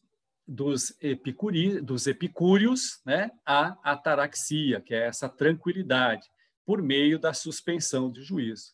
Então, o Pirro de Elis é o idealizador do ceticismo, tá? E o ceticismo é um pensamento, uma filosofia que acredita não ser possível alcançar a verdade, né? Nós podemos ter compreensão daquilo que nós sentimos, daquilo que nós percebemos, mas nós nunca chegaremos ao entendimento da verdade. Aqui vai ficar bem claro para a gente, né? Então, é chamado também de pirronismo em função do pirro. Os céticos admitiam que a realidade existia, mas afirmavam que o ser humano não teria nenhum instrumento para atingir a verdade de qualquer coisa. Então, o verdadeiro, quer dizer, a finalidade última da filosofia não é possível para o cético. A filosofia deveria ser uma negação do saber, não uma busca. Segundo ele, nenhum conhecimento é seguro, tudo é incerto. Defendia que se deve contentar com as aparências das coisas, desfrutar o imediato, captado pelos sentidos e viver feliz e em paz, em vez de se lançar à busca de uma verdade plena, pois seria impossível ao homem saber se as coisas são efetivamente como aparecem. Para atingir a felicidade, o indivíduo deveria dirigir uma indiferença absoluta aos costumes e aos acontecimentos da vida. Tá? Então, é isso. Quando a gente... aqui tem mais material, depois eu mando para o Carlos, aí ele distribui, a gente pode avançar aí na lógica do ceticismo, né, na ética do ceticismo, para aclarar mais, mas esse conceito de que o sujeito é cético é justamente essa questão. Quando se bate o pé e... hoje nós dizemos, eu não acredito nisso, eu sou cético com relação a isso. Num entendimento diferente do ceticismo. O ceticismo, na verdade, ele entende que a realidade existe, mas ela não pode ser alcançada, né? Não é possível você compreender a realidade última, a verdade última. Tá? Nós até afirmamos muitas vezes que somos céticos enquanto não nos convencermos daquilo, né? Daí se usar esse termo ceticismo. Tá? O ecletismo, por último aqui, tá? Ele é um pensamento, ele é uma escola que abarcou, digamos, todas essas escolas, todas essas filosofias do helenismo, tudo aquilo que, inclusive, havia de produção na filosofia socrática, platônica, aristotélica, tentando fazer uma junção e buscar a compreensão de cada parte de uma delas. Tá? Então, ele vai surgir aí no século II, tá? Vai ascender esse sentimento, essa compreensão eclética. Tá? Por quê? Causas do fato de buscar, né, esse entendimento do ecletismo. Eu acho que tem aqui, eu estou tentando me lembrar aqui, gente, só um segundinho. Aqui, ó, é isso, tá? Desculpa aí, eu montei isso de forma equivocada aqui e não tive o cuidado antes de observar.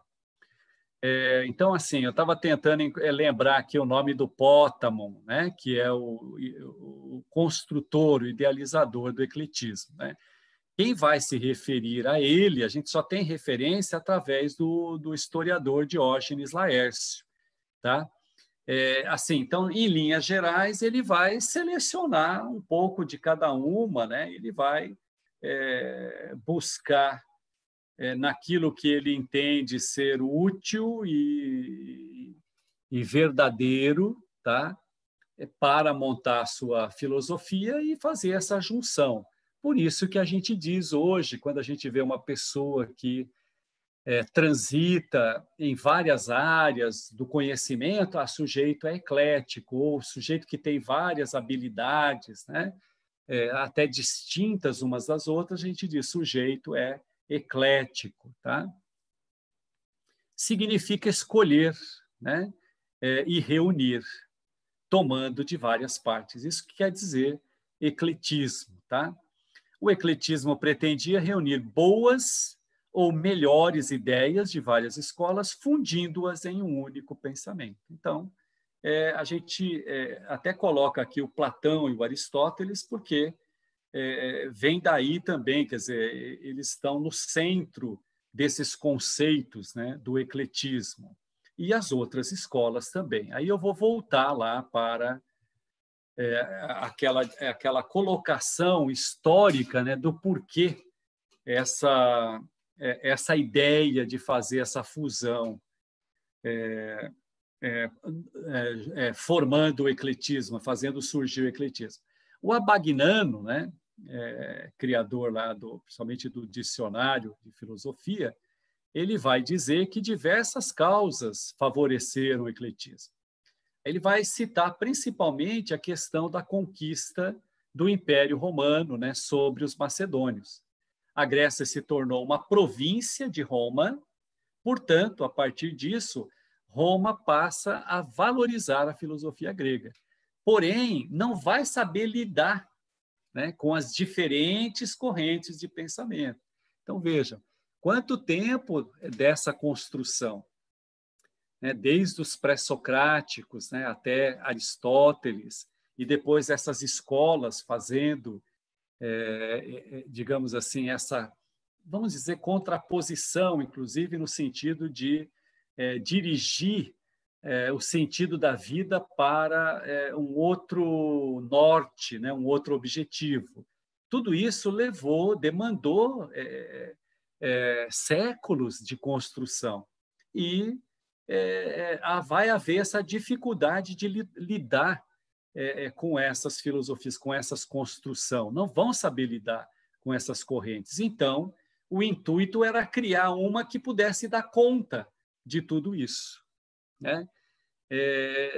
Não sei se posso dar uma ilustração plausível aqui, mas existiu, né? Existe uma tentativa de criar uma língua universal, né? E é o Esperanto, certo? Então, eu entendo esse movimento e esse desejo aqui, ilustrando dessa maneira. Você tem milhares de línguas aí dentro do planeta, né? E, digamos, é difícil lidar com a outra língua, né? Com relação a costume, com relação ao entendimento. Então, vem uma língua que deve, talvez, juntar elementos dessas línguas ou das principais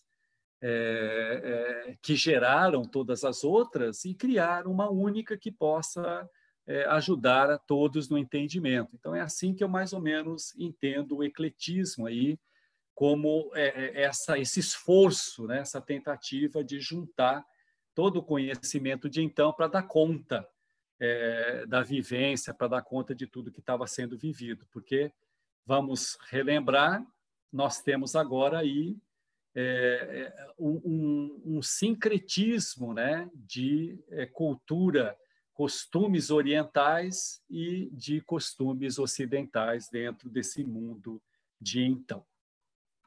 Aí nós vamos caminhar aqui para uma conclusão, só para a gente dizer que estamos chegando aqui a um termo, né? E a conclusão é aquela que está ali no nosso livro. Não vai surgir nenhum expoente, como a gente já citou. Então, depois de Aristóteles, nós não temos mais nenhum expoente, mas é um período muito rico, né? Por se, eu diria, reproduzirem, né, os efeitos daquelas filosofias, onde se acentuou a época das investigações morais, por isso, período ético, surgindo assim as diferentes correntes filosóficas que, enfim, elas vão inspirar as correntes que chegaram até nós, né? O humanismo, por assim dizer, ele está nascido aqui, né, nesse período do helenismo. Enfim, ele se evidenciou, né, e vai ficar mais forte lá na frente. Ele é um germe, né, do humanismo que chegou até nossos dias. Tá? Eu vou minimizar isso aqui para a gente voltar. Um pouquinho de paciência. Hoje está muito lento aqui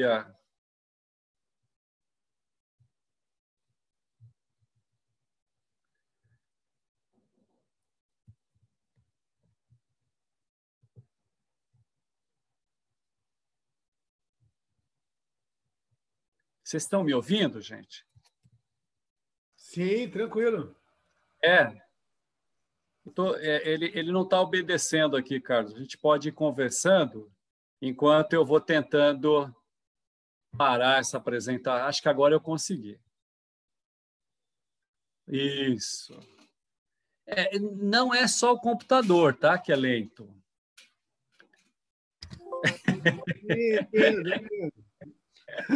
Será que ele não obedece a gente, né, Mauro? Então, rapaz, eu não encontrei nenhuma marca que me obedecesse até agora. Se vocês tiverem aí uma sugestão... Então, o que a gente tentou trazer aqui, né, assim, não é diferente do que está no nosso roteiro, no livro do Alain, e sim, digamos assim, vai ajudando a gente na compreensão, né, dos conceitos, na apreensão daquilo que se pensava nesse período e que as circunstâncias em que estava se vivendo, né? Então a gente tenta juntar um pouquinho aí da história com o pensamento, com a política, né? Com digamos, com a física, né? A construção, aquilo que está nascendo daquele todo, né? Naquele momento. Então, essa é a ideia. E, às vezes, eu tenho me atrapalhado aí. Eu vou procurar sintetizar um pouquinho mais, porque quando a gente está... eu fiz essa aula, acho que na outra turma, na turma 40, que não voltou ainda. Então, assim, presencialmente, você vai trocando figurinha, né? E vai se olhando tal, e a gente... ver que produz mais. E aqui eu estou me perdendo um pouquinho com relação ao conteúdo. Acho que reduzir um pouquinho o conteúdo para a gente poder conversar mais. Mas está ótimo, Mauro. Foi beleza. Eu acho que todo mundo conseguiu aproveitar bastante, né? Foi muito legal, sim. Depois de umas 4, 5, 6 vezes, acho que a gente vai conseguir. Vamos treinar. Vamos treinar, que a gente fica bom. Foi ótimo, Mauro. Que isso? A ideia é ilustrar, né? Trazer, porque eu sempre procuro voltar lá quando eu fiz esse curso com o Alain, lá na primeira turma, a dificuldade de juntar tudo isso. Quer dizer, eu sempre gostei de filosofia, sempre fui assim muito interessado, mas a dificuldade é muito grande para a gente que não estudou isso, não vivenciou, né? Então, hoje a gente tenta ir trazendo outros retalhos aí para tentar alinhavar, né? Ver se a gente consegue alinhavar. Beleza. Mas tá legal. Agora, devagarinho, a gente vai montando esse quebra-cabeças aí. Isso, Daqui a pouco, na hora que falar num determinado filósofo, a gente já consegue dizer de que período Perfeito. ele é e a base do pensamento dele, né? Perfeito. Isso, essa é a ideia. Essa é a ideia. Quem que gostaria de fazer um encerramento para a gente? Tem alguém aí que gostaria de se prontificar? O Pedro já se prontificou aí. Beleza, Pedro. Posso fazer. Bom, muitas vezes lá na Casa Espírita a gente apaga a luz um pouco aí. Eu vou tirar um pouquinho de luz aqui e peço a todos aí, né? Vamos, como se a gente estivesse no centro, cerrando nossos olhos, agradecendo imensamente a Deus, a Jesus, a toda a espiritualidade maior que nos cerca, aos mentores da colmeia ou mentora, aos mentores desse trabalho do curso de Filosofia Espiritual, esse trabalho magnífico que nos é trazido aí para enriquecer ainda mais nossas vidas, para auxiliar no nosso desenvolvimento. Então, agradecemos a todas essas entidades que gentilmente colaboram conosco para que possamos nos desenvolver o mais breve, o mais rápido possível. Agradecemos também a nossa mãezinha querida, Maria. Agradecemos aos nossos espíritos guardiões, nossos mentores. E eu gostaria também de fazer uma homenagem, né, neste Dia da Consciência Negra, cada um com sua liberdade de pensamento, mas que esse Dia de Consciência Negra seja algo comum em nossas vidas, para que, num breve período, nós nem precisemos mais comemorar, pois a gente já vai ter entendido a importância de cada um, não importando sua raça, enfim, e uma série de outros preconceitos que habitam em nós. Então, que possamos refletir muito sobre isso, para que também nos auxilie em nosso desenvolvimento.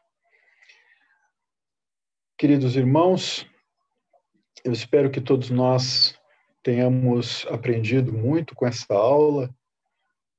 Gostaríamos também de agradecer ao Mauro pela sua disposição, ter organizado esse trabalho tão bonito para nós. Agradecer ao Carlos, que também está sempre se preocupando em trazer para a gente um trabalho de ótima qualidade e que possamos transformar todo o nosso amor em vibrações e que essas vibrações possam abraçar o nosso querido Brasil, abraçar todos aqueles que, como diria, não me lembro qual das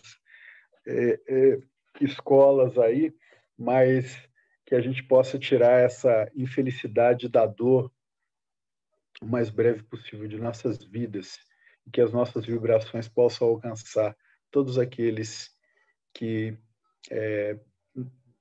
principalmente por conta da Covid-19, sofrem, seus familiares, e que possamos continuar tomando os cuidados necessários para evitar que esse mal atinja a nós e aos nossos familiares.